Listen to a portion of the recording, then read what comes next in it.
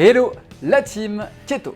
Voici donc un nouveau format qui me permettra de répondre à certaines interrogations potentielles liées à notre alimentation.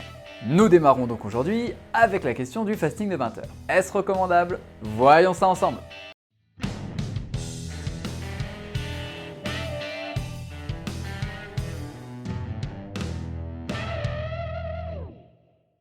Avant toute chose, une précision essentielle.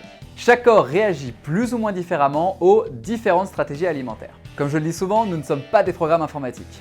Ce qui fonctionne pour l'un ne fonctionne pas nécessairement pour l'autre. Voilà, maintenant qu'on est tranquille, passons aux choses sérieuses. Le fasting, vous connaissez déjà, pas besoin que je revienne dessus. Au besoin, vous avez toujours ma vidéo sur le sujet.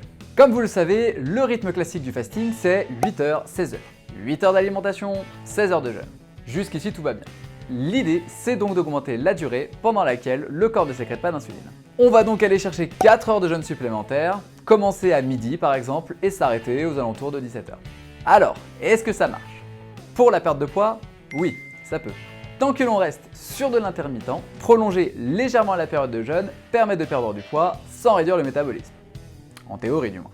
Du coup, est-ce que c'est recommandable? Disons que je vois 3 problèmes. D'abord, vous risquez de retrouver un aspect détestable de votre vie d'avant. Le fait de penser à la bouffe tout le temps. 4 heures sur le papier, ça paraît rien, mais en réalité, ça fait toute la différence, surtout sur un rythme régulier. Donc bon, niveau mental, c'est pas évident. Ensuite, lorsque le sacro-saint moment de manger arrive, vous allez avoir faim.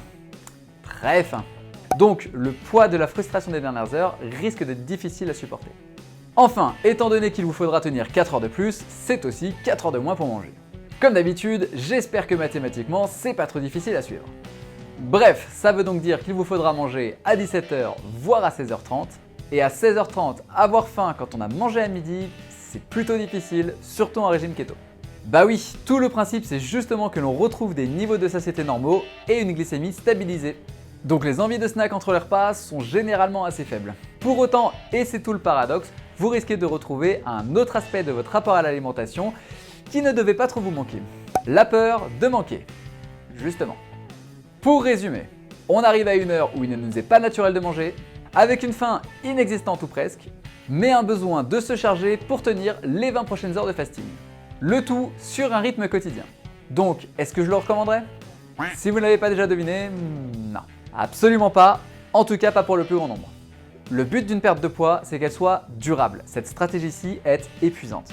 Je ne pourrais donc le recommander qu'à la marge si vous avez un mental d'acier et un objectif précis en tête. Ou alors sur un rythme alternatif, quelques fois par semaine, mais même là, mentalement, je ne suis pas sûr que ce soit plus facile. Voilà, c'était mon avis sur le fasting de 20 heures. J'espère que cela vous aura aidé et si c'est le cas, like, commentaire et abonnement sont les bienvenus. A très vite la team Keto!